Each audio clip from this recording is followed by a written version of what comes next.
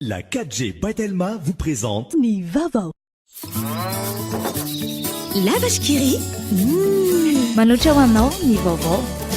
La vache qui rit. Au final, tu as tout loin du now. Le pack Gold incluant l'internet 4G en illimité, plus 35 chaînes TV à 189 000 ariary seulement, le box Wi-Fi et le décodeur sont offerts. Blue Line. Manolotra ho anao ny vaovao.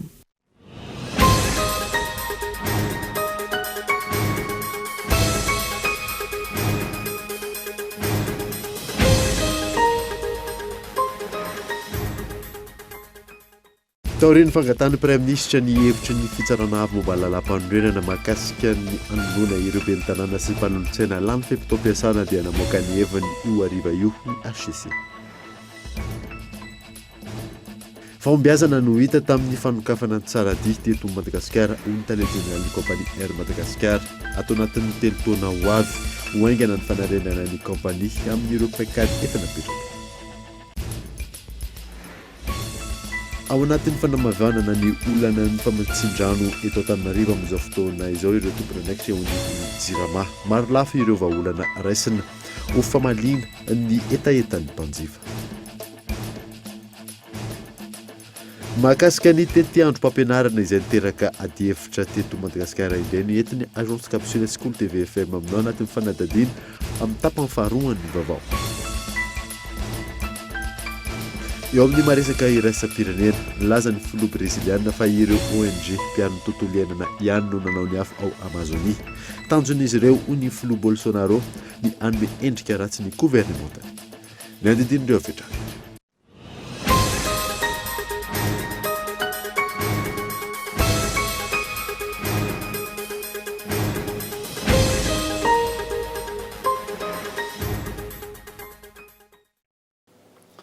Finaritra tompoko lasy tompoko vafy fotoana vaovao eto amin'ny Kultivika manasanao anaraka izany hatramin'ny farany. Nanamboatsika ny vaovao dia taoriana ny fangatany praiminisitra lehiben'ny gouvernemanta ny hevitry ny fitsarana avy momba ny lalam-panorenana manoloana ny anoloana ireo ben'ny tanàna sy ny mpanolontsaina lany fempitom-piasana dia namoaka ny heviny io takariva io ny HCC Rasona Ondry. Taoriana fangatany praiminisitra lehiben'ny gouvernemanta ny hevitry ny HCC ny amin'ny anoloana ny hevitry ny ben'ny tanàna ireo ben'ny tanàna sy mpanolontsaina ny tanàna izay tapitra fempitom-piasana mialohan'ny anatanterahana ny fifidianana kominaly dia namoaka ny heviny androany ny HCC nilaza fa ho fampanajana ny fitohizan-drarainy anivon'ny komina tsirairay avy dia voalohany ireo ben'ny tanàna sy mpanolontsaina ny tanàna tsy mirotsaka ho kandida dia manoho ny asa mandra-pahalany izay solitoerana azy. Faharoa, ireo izay mirotsaka kandida kosa ka vata invoquer ny NOVEC na ny organe de vérification et d'enregistrement des candidatures eo anivon'ny CENI ny firotsahany dia manala tena ho azy izany hoe démissionnaire d'office ka ny lefitry ny ben'ny tanàna no misolitoerana azy mandra-pisehan'ny ben'ny tanàna sy mpanolontsaina vaovao voafidy. Raitsa ivina ny alakamisy fa 7 aogositra 2024 amin'ny 7 maraina no misokatra amin'ny fametrahana ny taratasy mahakandida ireo izay maniry izany ary mifarana ny alakamisy fa 12 septambra amin'ny 5:00. Manana 27 ora farafahaela ny NOVEC na ny organe de vérification d'enregistrement des candidatures amoaka ireo lisitra kandida ho fidiana amin'ny fifidianana kominaly izay totosaina amin'ny 17 novambra 2024 ho avy izao. Fanandritra ny filan-kevitry ny minisitra izay totosaina omaly no nanaovan'ny filohan'ny Repoblika Andrajoelina taratasy fampahafantarana ireo tompony andraikitra isa tokony fa anovan'ny Madagasikara ao anatin'ny 5 taona Rasona Ondry. Tsy maintsy hafanganana sy hatsaraina ary vitaina ao anatin'ny fotoana fohy ny tetikasa sy ny lamina rehetra napetraka hatrany am-boalohany ka isy fiatraikany mivantana amin'ny fiainam-bahoaka. Io ny teny nanombohan'ny filohan'ny Repoblika Rajoelina Andry ny taratasy fampahafantarana sy fampatsiahivana ireo tompony andraikitra isan'ny tokony eto amin'ny firenena nandritra ny filan-kevitry ny minisitra ny totosaina omaly alarobia fa 20 aogositra 2024. Nambaran'ny filohan'ny Repoblika ihany koa tao amin'ity taratasy nataony ity fa tokony hatsahatra ireo fahazarany ratsy sy ireo kolotsaina tsy nahazoana tombotsoa hatramin'izay.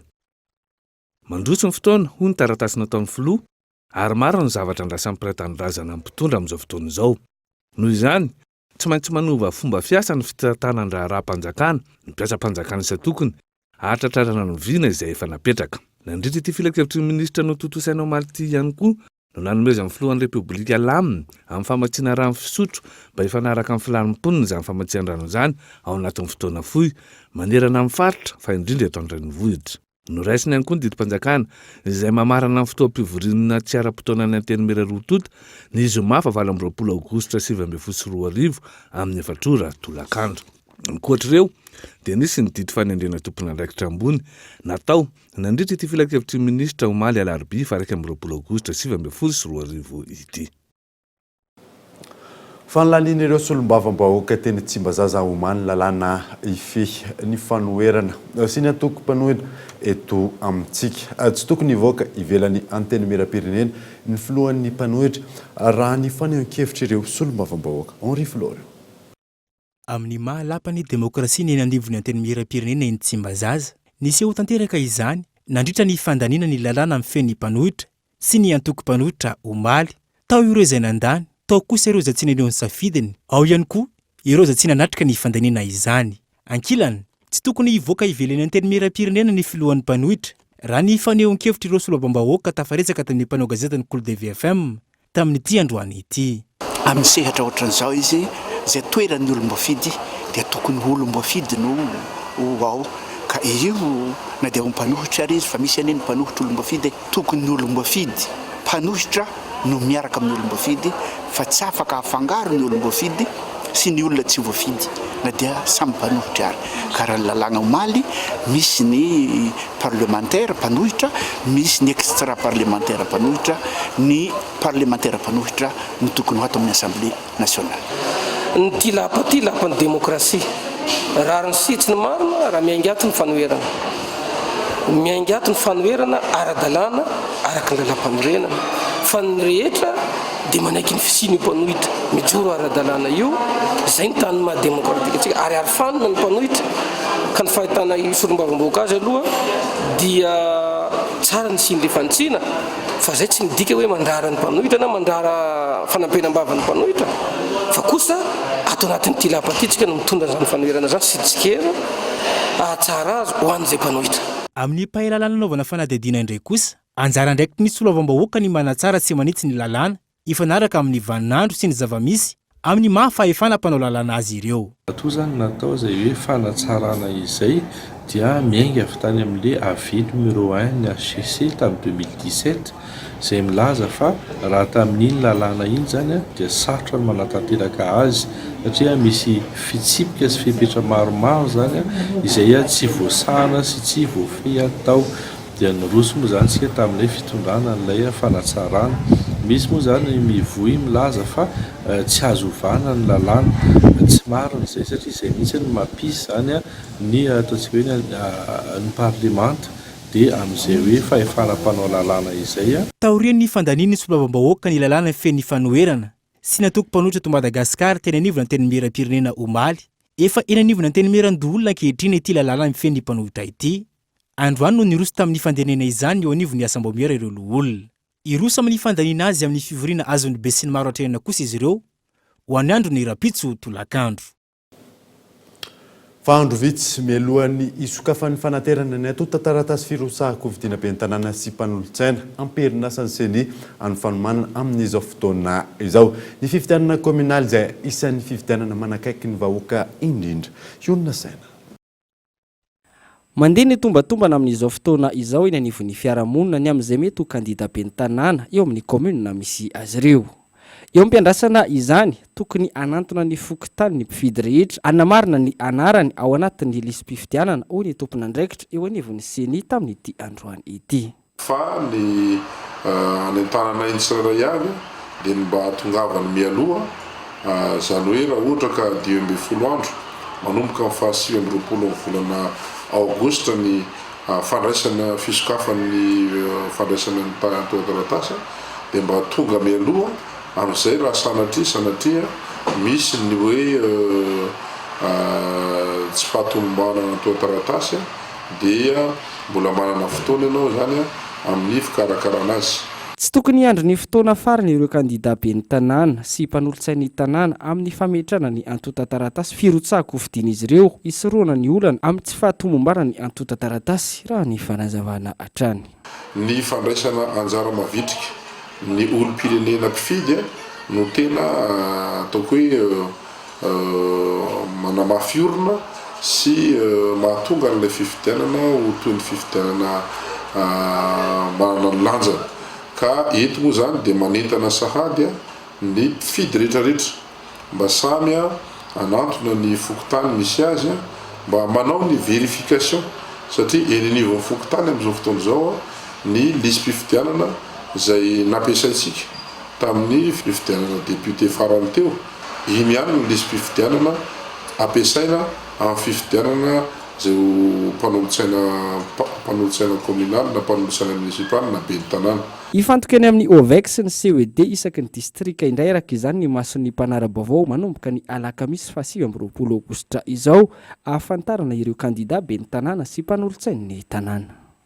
Araka ny hita tamin'ny fanadihadiana farany teo dia hiatrika fifidianana communal eto Madagasikara ny 7 ny volana novambra ho avy izao mahakasika izay indrindra ny eton'ny onona saina fanazavana amin'ity alina ity miarabanao iony manao ahoana kosa ny azo resana mahakasika ny hoe skady communal skadiny commune eto Madagasikara. Ya miarabanao Lalana David ary miaraba ihany koa ny isa-tokantrano manaraka izao fampalalam-baovao izao. Raha ny isan'ny commune rehetra eto Madagasikara dia misy 590 raha ho an'ny commune ambonivohitra manokana dia commune hors catégorie na commune Tsivoskajy i commune Antananarivo renivohitra. Ankoatra izay misy 9 ireo commune ambonivohitra Sokajy voalohany. Misy 7 kosa ireo commune ambonivohitra Sokajy faharoa ary zany hoe raha tambatra ireo isa ireo anisan'ny commune ambonivohitra eto Madagasikara dia misy 7. Raha izay ny commune ambonivohitra ho an'ny commune ambanivohitra kosa indray izay maro anisa eto Madagasikara. Raha ho an'ny Sokajy voalohany amin'izay commune ambanivohitra izay dia misy 7 eo ihany koa ny Sokajy faharoa misy 25 zany hoe ny total ny commune ambanivohitra eto Madagasikara dia misy 7 ny total n'ireo rehetra ireo izay manome 5 ireo no isan'ny commune miaraka amin'ny Sokajy eto Madagasikara Lalana David. Ahoana kosa ny azo resana mahakasika ny hoe teti-bola sy ny mpanolotsaina eo anivon'izay commune izay. Ya, mahakasika ny teti-bola na ny quotient dia miankina amin'ny Sokajy izay nentina tetsy ambony. Miankina amin'ny Sokajy misy ny commune sy ny isan'ny mponina no nametrahana izany. Ho an'ny commune urbaine hors catégorie dia misy 950 ny isan'ny mpanolotsaina municipal zany ho an'ny Antananarivo renivohitra. Izy io moa dia ny préfecture Antananarivo no mametra azy. Raha ny teti-bola kosa dia mahatratra 10 tapitrisa ho an'izay irotsaka ho ben'ny tanàna na ihany koa isan'ny kandida ho mpanolotsaina municipaly. Ho an'ireo commune ambonivohitra kategoria voalohany ny Sokajy voalohany dia mahatratra 5 tapitrisa ariary ny vola aloha na ho an'ny ben'ny tanàna io na ho an'ny mpanolotsaina. Raha izay no ho an'ireo première catégorie sy ny hors catégorie dia hiditra amin'ny deuxième catégorie indray isika amin'izao fotoana izao. Raha ho an'ny deuxième catégorie manana ny mpanolotsaina misy 7 ny mpanolotsaina dia miankina amin'ny isan'ny mponina. Raha mihoatra ny 5 sy 2 hetsy ny isan'ny mponina dia mahatratra 7 no isan'ny mpanolotsaina ary 2 tapitrisa ariary ny vola aloha na ho kandida ben'ny tanàna na ho mpanolotsaina. Manana ny mpanolotsaina misy 15 kosa raha eo anelanela ny 2 alina sy 1 hetsy hatramin'ny 5 alina sy 2 hetsy ny isan'ny mponina.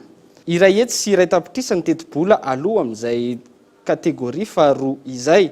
Ho an'ireo kategoria faharoa izay hatrany izay manana mpanolotsaina 13 zany hoe ireo eo anelanelany 5 alina hatramin'ny 7 alina ny isan'ny mponina dia 1 tapitrisa ny teti-bola aloha. Ho an'ireo manana ny mpanolotsaina 20 dia mandoa teti-bola 7 hetsy ary 7 hetsy ho an'ireo mpanolotsaina misy 7 zany hoe ireo mponina latsaky ny 5 alina.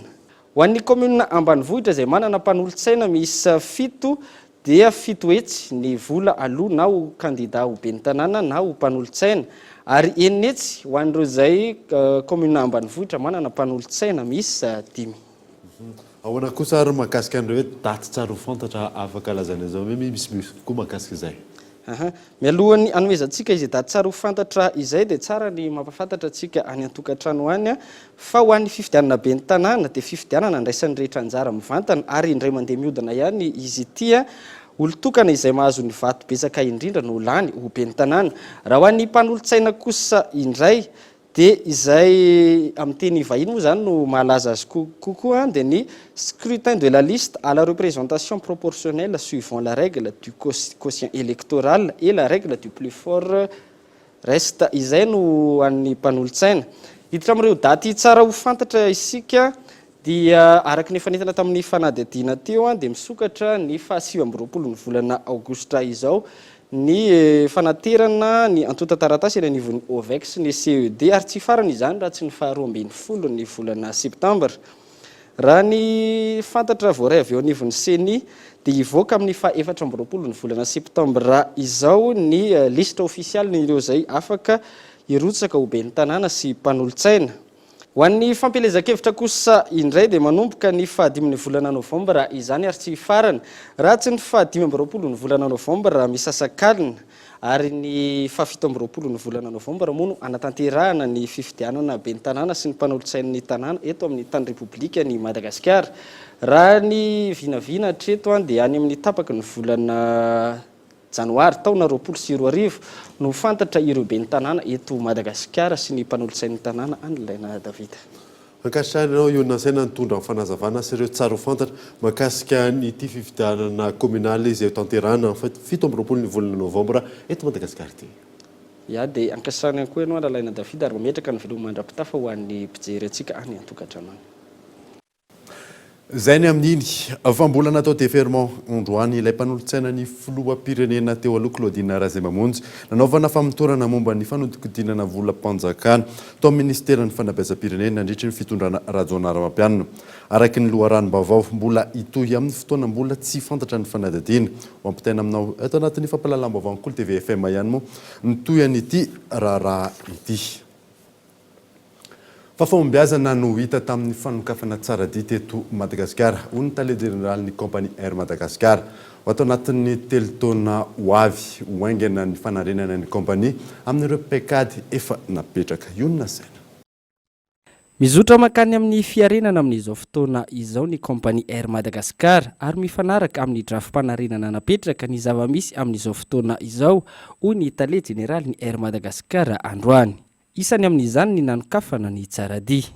Ampitomboana ny zotra aloha natao zay raha nisan'ny sezan'ny menan'ny mpanjifa zany dia mitombo teo amin'ny 3.9 isan-jato raha mihoatra ny taloha. Hitanareo ihany koa ngamba fa mba manomboka misy aminy hoe zotra mandeha indroa isan-kerinandro araka ny lazaina na farafaratsy ny indray isan-kerinandro amin'ireo toerana andehanan'ny Air Madagascar ohatra ny Nosbe, Digo, Sambava, Filiara, Fotova. Ka ary raha miresaka hoe mba nandeha tsara ve le zotra lazain'ny DG voavoan'ny tsara dia teo hoe raha 5.20 isan-jato ny tanjona enjehana amin'ny hoe mba mari-potoana amin'ilay izy eo amin'ny 20 sy 5.20 eo zao ny zavatra nataonay nandritra ny taona lasa tao. Nefa kosa zany natenainay zany manomboka amin'ity taona manaraka ity zany dia mba farafaratsiny zany ho tonga amin'ny équilibre zany ny vokan'ny tsaradia. Fa za mino ary matoky satria ao anatin'le drafa sasany napetraka moa izy hoe tsaradia tsy maintsy manana profit foana zany amin'izay fotoana izay amin'ny taona ho avy manaraka. Eo amin'ny lafin'ny fahamarinam-potoana sy ny fiasan'ireo fiaramanidina nanambara ny tale général ny tsaradia fa tratra ny tanjona napetraka 5.20 isan-jato. Atao anatin'ny volana vitsy isy ny fiaramanidina vaovao ho faina anampy ireo efa amperinasa amin'izao fotoana izao. Zay teo le hoe nandritry ny enim-bolana voalohany mahatratra 7.20 manjatony ny taux de ponctualité atsika ny taux de remplissage exactement.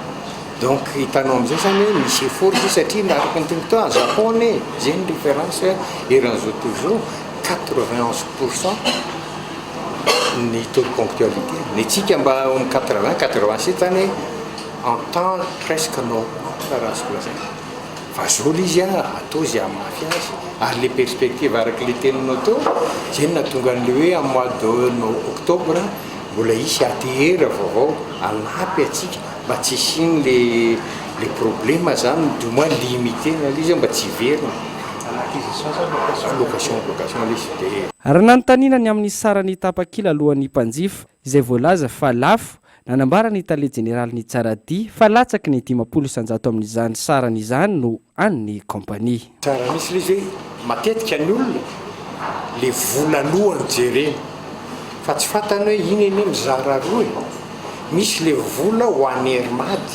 problème an'ny hermady hoe na tsaradia zay mimetra an'le bie de ohatrany hoe zay zany ny tompony nefa ao anatin'iny misy TVA aloha misy taxe d'aéroport aloha rehefa dinianareo izy araka ny teniko teo 47% vola azony hermady amin'iny andaovantsika be dia ny ambiny aloha amin'ny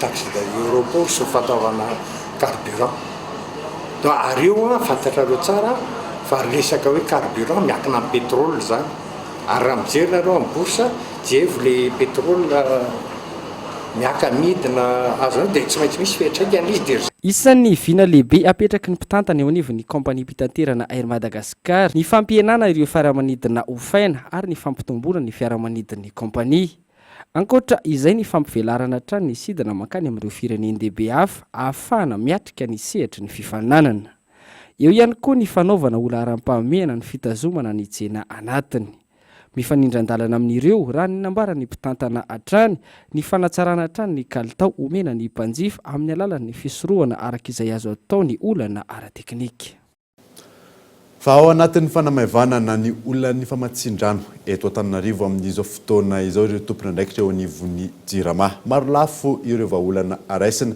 ho famalina ny etaetan'ireo mpanjifa iolona senatra ny fitondrana misy ankehitriny no navita nanao ny fanavaozana ireo fantson-drano sy tambazotra fitsinjarana rano ary ireo milina maro ampiasain'ny orinasa jirama raha nitazam-potsiny izany ireo fanjakana ny fandimby manoloana ny fanterana ireo fotodrafitrasana ity orinasa mpanjakana ity ankoatra izay ny azakazaka ny fitombon'ny mponina teto Antananarivo ary tsy ny fanaraka tamin'izay ny fotodrafitrasan'ny jirama ireo no isan'ny fototra mahatonga ny fikorotanana eo amin'ny famatsiana rano eto Antananarivo amin'izao fotoana izao manoloana izany amperinasa ireo teknisiana sy tompona andraikitra eo anivon'ny orinasa jirama sy ny ministerany angovo ny rano ary ny akoranafo mamany olana ireo vahoaka izay mikaikaiky amin'ny fahatapahan'ny rano amin'izao vanim-potoana ny maintany izao isan'ny vahaolana no raisiny jirama sy ny ministerany tompona andraikitra avy hatrany ny fampiasana ireo camion citerne amantsiana rano amin'ireo fokotany izay tapaka tanteraka ny rano eny amin'ny pompy raha tsy ilaza afa-tsy ny teny Ambohimangakely sy tamina fokotany 20 hafa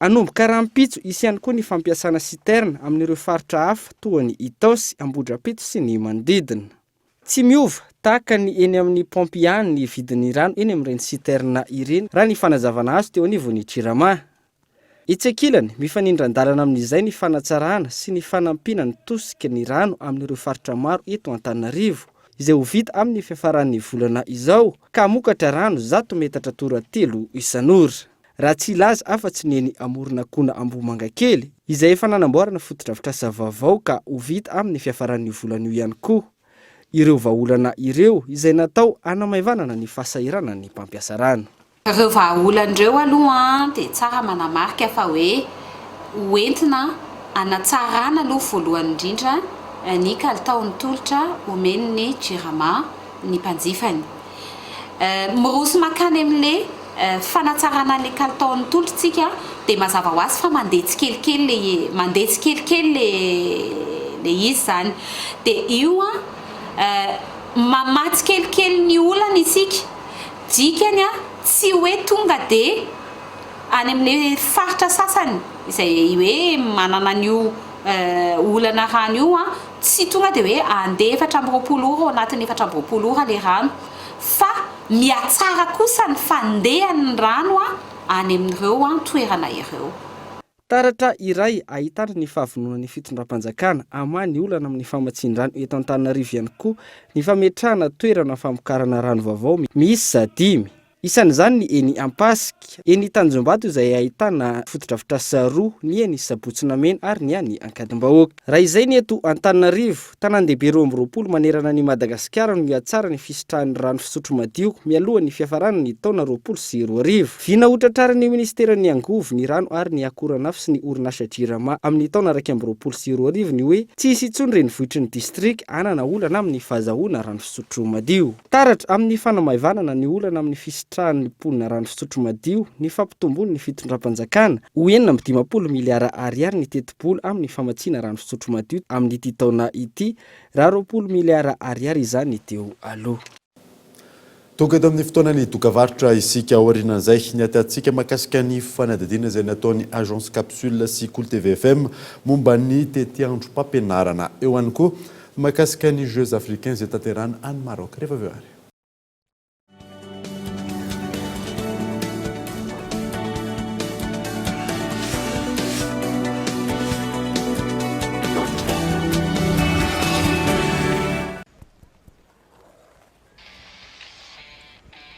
Rehefa mampihetsi-po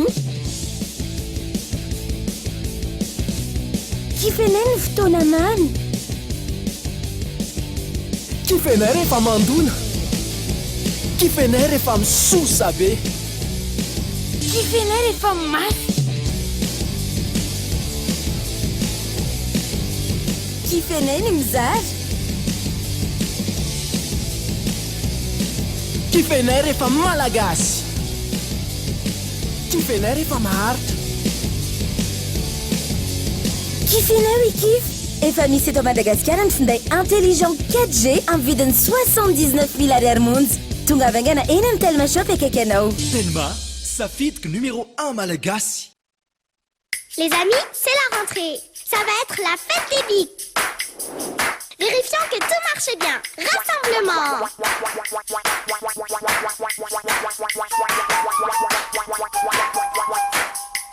Bleu, dessine quelque chose pour voir. Oui, ça glisse bien. Et les couleurs sont chatoyantes. Eh bien, c'est parfait tout ça. Vive la rentrée avec Bic! Alors, quoi de neuf, mon enfant? Rafael Nadal a encore gagné. Il fait 41 degrés à Paris et 12 degrés en tir à baie. Oh. Tu sais que les chiens peuvent détecter si tu as le paludisme en reniflant tes chaussettes. Mais comment tu sais tout ça? J'ai vu qu'on a Blue Line à la maison. Blue Line, c'est trop cool. Avec le pack Gold incluant l'internet 4G en illimité, plus 35 chaînes TV à 189 milliards seulement, le box Wi-Fi et le décodeur sont offerts. Et en ce moment, gagnez jusqu'à 5 Go de bonus, valable 24 heures sur 24 pendant 30 jours pour les offres prépayées internet. Blue Line. La vache qui rit. صعد ما نسير نما بازوتو ماليري نيس كالسيوم سي فيتامين عارفة ريان كيو مع صفافنا ريتانيرين كيس إيه فنان ليبيان كيو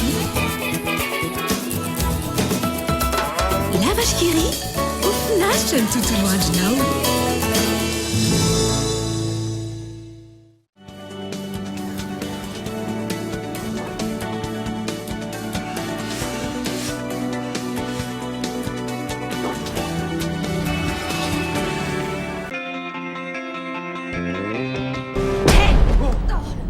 Vous éclater comme des rockstars?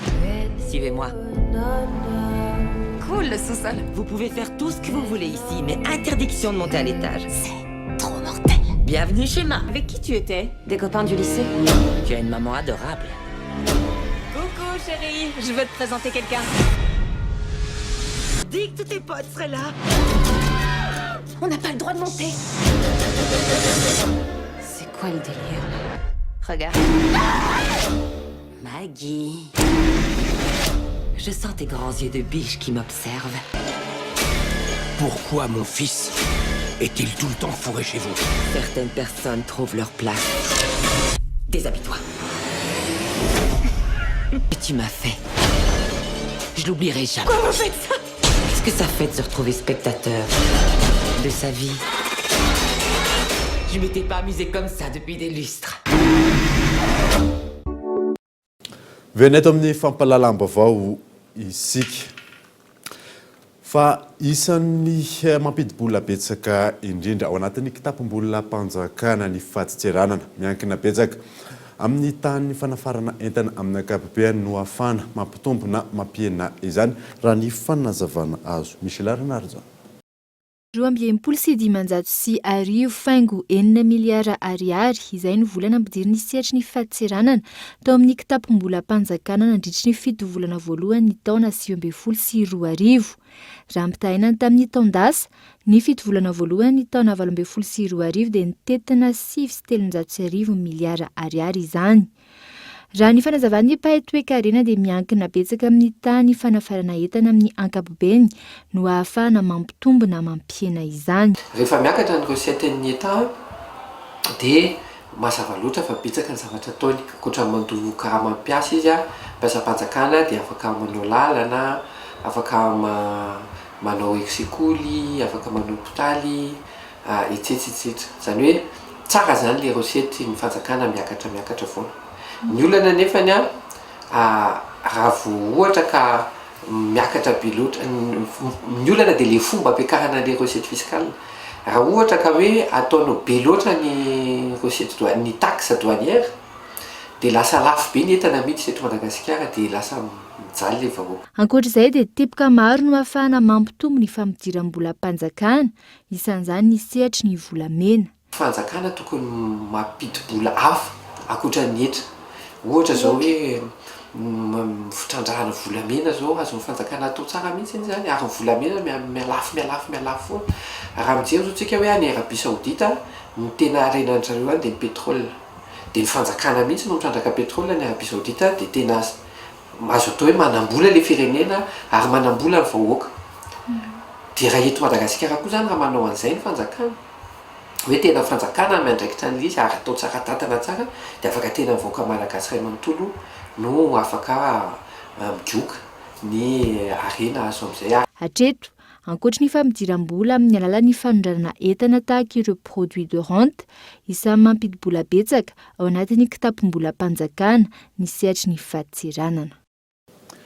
Fa mahakasika ny tety androm-pampianarana izay niteraka ady hevitra teto Madagasikara indray ny entiny agence capsule sy Cool TV FM aminao anaty fanadadiana manaraka ity Angelo Toljanary. Ahoana ny hevitrao momba ny famerenana ny taom-pianarana toy ny teo aloha? Io ny fanontaniana napetraky ny agence capsule niaraka tamin'ny Cool TV tamin'ny olom-pirenena 700 20 taona no miakatra ny 20 hatramin'ny 12 volana aogositra lasa teo.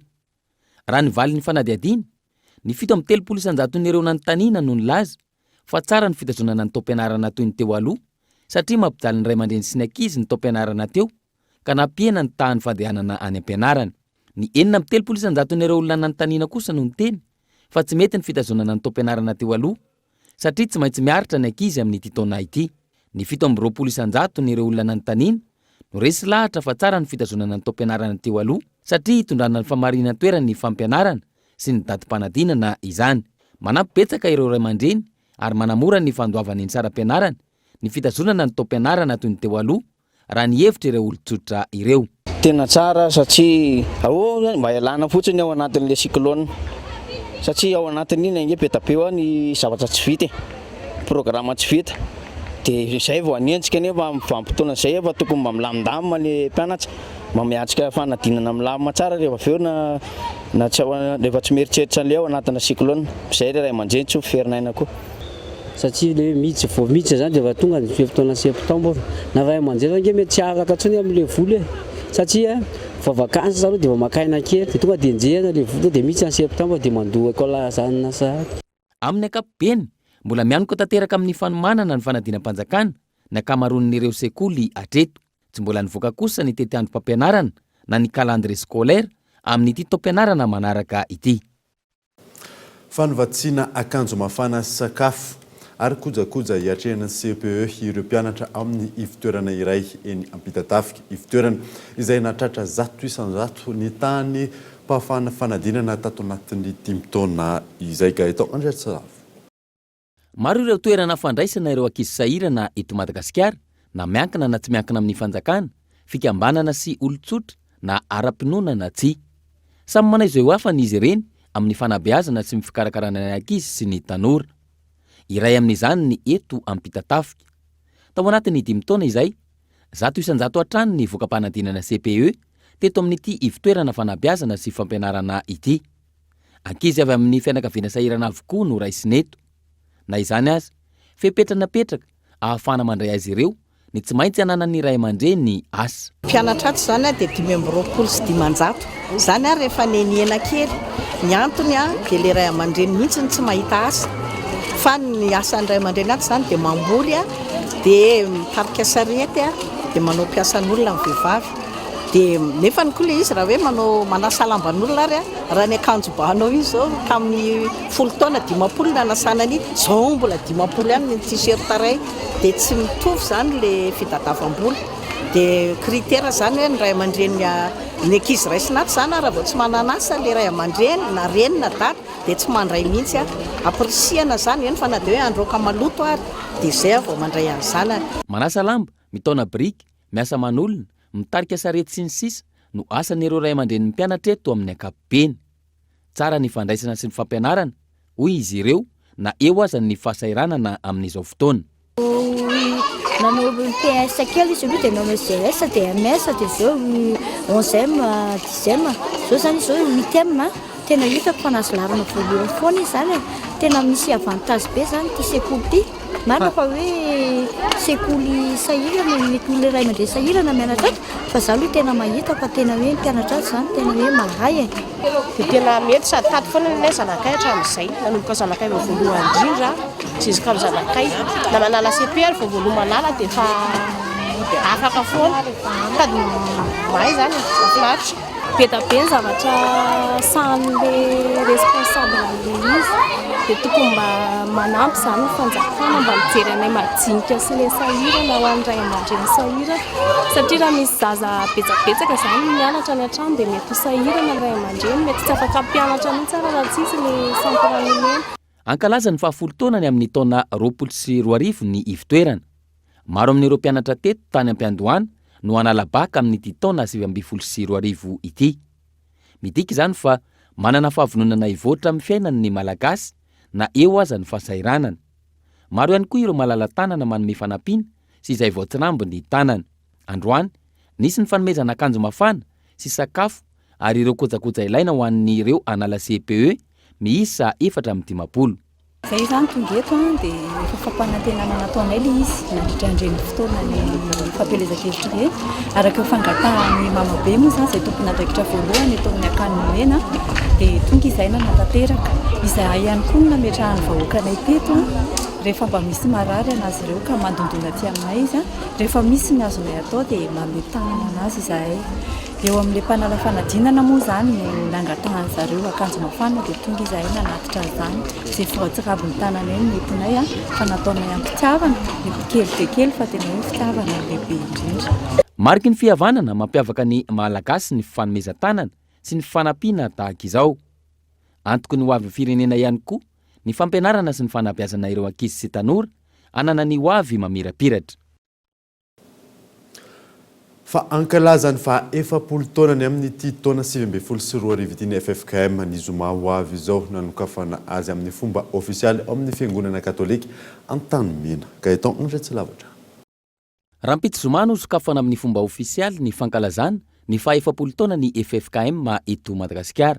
Izy araka izany ny fotoam-bavaka iarahana eny amin'ny fiangonana katolika Antanimena manomboka amin'ny 2 ratolakandro izay anasana ny rehetra. Io dia anasana ny kristiana rehetrarehetra, ny zanaky ny FFKM rehetrarehetra, na iza izy fa io zany dia amin'ny fiangonana katolika Antanimena amin'ny 2 tolakandro dia anasana antsika rehetrarehetra. Tonga koa ireo ray aman-dreny fiangonana anankiefatra moa zany mazava ho azy, tonga ao ireo ray aman-dreny eto amin'ny firenena dia ho tonga ao zany agny rehetrarehetra ary dia asaina antsika rehetrarehetra ho tonga. Izy io misy manomboka amin'ny amtia zoma ty zany no fanokafana dia hatramin'ny septambra 2024 zay zany vao mifarana ity fankalazana ny 40 taona ny FFKM ty amin'io fotoana io amin'io septambra io dia anaovana ny zaikabe ny FFKM zany dia amin'ny famaranana n'io zay ka be ny FFKM no amaranana ihany koa ny fankalazana ny fa 7 taona zany. Hozaraina roa lehibe ny fankalazana io fa 7 taona io. Misy ny fankalazana ao anatin'ny FFKM manokana ary misy ny fankalazana iarahana amin'ny rehetra. Ao anatin'ny FFKM manokana zany ohatra dia amin'ireny fotoana regny misy rehefa mandeha manerana ny Madagasikara satria azadiny fa misy faritany FFKM 5 eto Madagasikara eto dia anao ny fankalazana daholo io ny renivohim-paritany anakenina anao ny fankalazana daholo. Rehefa mandeha makany zany amin'ny manao ny fankalazana dia misy ny fivondronany ny mpitondra fivavahana zay miara-mivory miara-midinika anatsarana anitarana anatevena na ny fimbonana zany dia zay zany le ataontsika hoe ao anatin'ny FFKM manokana fa ao koa zany ny velany misy fitaovavahana ohatran'le atao mizoma io zao dia misy koa ny diabe ny FFKM misy ny fambolen-kazo ohatra misy ny fanaovana fanatanjahantena baolina kitra zay ireo ray aman-dreny mpitandrina mpitondra sika reo zany no andray anjara amin'izay fotoana zay. Fiombonan'ny fiangonana kristianina eto Madagasikara ny FFKM, ahitana ny fiangonana luterana malagasy, ny FJKM, ny fiangonana katolika ary ny fiangonana anglikiana. Izany hoe ny mpino rehetra no entanina andray anjara mavitika amin'ny fankalazana ny fa 7 taona izay farana ny volana septambra 2022. Fa mahakasika ny Jeux africains izay tanterahany any Maroc amin'izao fotoana izao, tsara fanombohana ny mpikatroka malagasy eo amin'ny taranja atotoandry. Ny antsipriny izay izay entin'ny marjaona izay any Maroc amin'izao fotoana izao aroary. Tsara fanombohana ny mpikatroka malagasy eo amin'ny adotondry ny alarobia faraiky amby 20 ny volana aogostra lasa teo tao amin'ny kianjan'ny tafon'ny Sail Al Amal. Namaklay ny sehatra tamin'izany ery ny aina nomenjana Artony teo amin'ny latsaky ny 12 kilao izay nandavo an'le Zambianina Banda Ben izay anisan'ny andrarezina any amin-drareo any koa zava-dehibe no vita tao anatin'izy ity ho ny filohan'ny Fédération Rabarson Irmamy. Lazaina hoe niady aloha tamin'ny voalohany nefa ny tany amin'ny farapariny hitany deuxième roue na troisième roue zany tena nazava be fandrezeny Tony am'ireny satria hita ihany le traikefa zany moko zareo koa zany vao nahita ny coach antsika Félix mahafantatra amin'ny Félix daholo zareo ary tena manaiky tena mahazana be Félix amin'ny boxe dia tena hita hoe efa natahotra atsika zany zareo sady hoe anakoroniny atsika tsy ahafantatra zareo zay le teneniko foana ta Madagasikara efa haindrareo Tonis Marco zany efa andrazany zareo fotsiny hoe raha vao miona amin'io satria atisaka miresaka reo coach reo dia hoe i Anissé sy Félix zany tena sangany taty amin'ny adotondry amin'le poids kelikely dia tena hita ihany le historique zany miverina indray le izy sy hoentiny Félix zao dia tena hita hoe matahotra atsika zareo vao miakatra ringa dia efa hita fa tena hoe enjana be Madagasikara amin'le poids kelikely zany ka tena mahafinaritra reny zay aloha ohatra amin'izao dia manana fanantenana hoe tsy maintsy hitondra médaille izao fandeha satria vao mijery andreo 50 € dia hita hoe tena lantsika ihany reo. Enjana ary mafy ny ady ho herin'ny aina nomenjana Artony ary tsy mikely soroka izy satria dia nanarina ny lesoka tamin'ny medaly volafotsy izay azon'ny tany Maurice ary tsy maintsy andrombaka ny medaly volamena aty a Maroc amin'ity lalao afrikanina ity. Tony manaraka zany fananany amin'ny clé indray zaka tsara izy ary isika zany vonona foana satria efa zay ny atogafana ty hoe hiady dia nisy niza ninina zavatra tsy tranga eo dia miady foana tsika ary vonona foana miretraretra ka. Tokony haina amin'ny médaille raha hoe inona ny azontsika? Tokony haina aloha zany tazana zany atsia dia maka médaille d'or misy ka ry hiady an'izay médaille d'or zay misy ny atongafana ty amin'izao Jeux africains izao. Fatadaza eran-tany Félix izay tsy zoviana eo amin'ny sehatra ny adotondry ary izy no mpanazatra ny ekipam-pirenena malagasy amin'izao fotoana izao.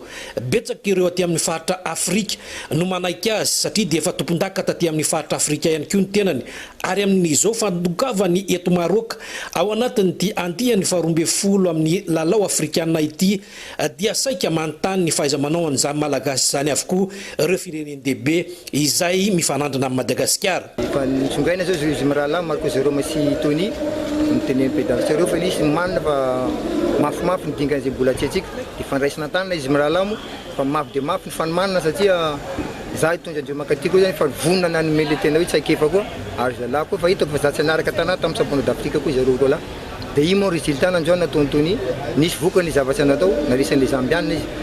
Ateto zany dia hiatrika ny ampavalon-dalana indray Marco Jerome ho an'ny rapitso ary ny asabotsy no hiakatsehatra fanindroany i Herniaina no menjanahary Tony antenana sinoana raha ny fanantenana nataony izy telo mirahalahy tao anatin'izay resaka izay fa mety ary volamena no tanjona. Eo amin'ny maresaka iraisam-pirenena kosa indray dia nilaza ny filoha breziliana fa ireo ONG mpiaro tontolo iainana ihany no nanao ny afo ao Amazonie tanjony izy ireo toy ny filoha Bolsonaro ny anome endrika ratsy ny gouvernementany. Fanazadina. Grande forêt du monde est en train de brûler. Des milliers de mirehitra ny ala lehibe indrindra manerana izao tontolo izao. Amanarivo ny ireo afo amin'ny ity toerana malalaka ity. Ao anatiny miezaka ny hamono ny afo ireo mpamonjy voiny saingy tsy misy vokany. Mifandray amin'ny rivotra mangatsiaka ny setroka ka misy fiantraikany amin'ny manodidina. Maizina ny ao Sao Paulo sy ireo faritra maro ao aminy na atoandro aza ny andro araka ny filazan'ny mpizahatany frantsay amin'ny alalan'ny antso Antarby. Raconte un touriste français par téléphone. Le ciel est devenu noir. Maizina ny lanitra na rehetra ny jiro. Mbola tsy nahita tranga tahaka izao ny tenako. C'est incroyable, j'avais jamais vu quelque chose comme ça. Goavana ny firehetana eto. Nilaza ny filoha breziliana Jair Bolsonaro fa ireo ONG mpiaro ny tontolo iainana no nanao ny afo.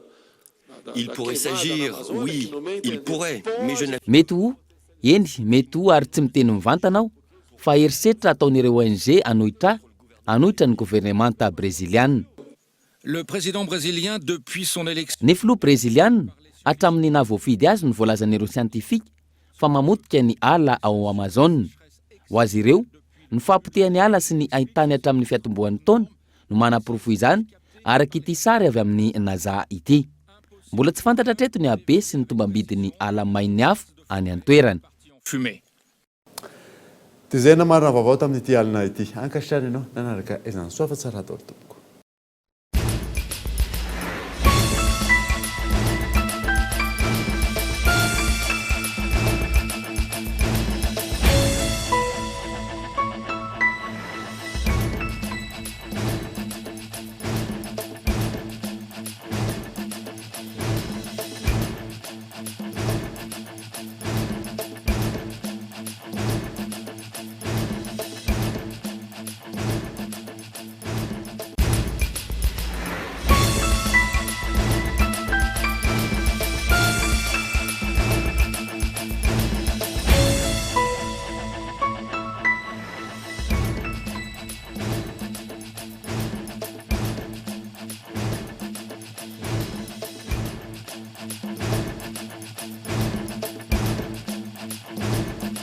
Le journal vous a été présenté par le Pack Gold, incluant l'internet 4G en illimité, plus 35 chaînes TV à 189 milliards seulement, le box Wi-Fi et le décodeur sont offerts. Blue Line.